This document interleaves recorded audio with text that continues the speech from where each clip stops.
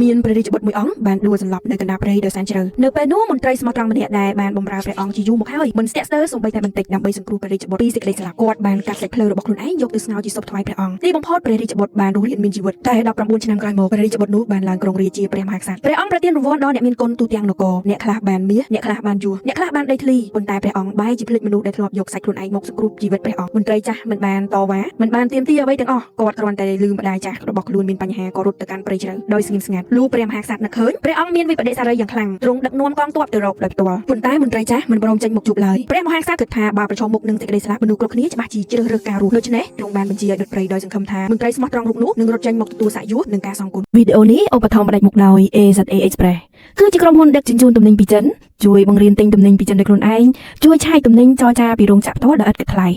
បងប្អូនអាចតាក់ទងតាមរយៈ Facebook Page ឬ Telegram QR Code ខាងលើបាន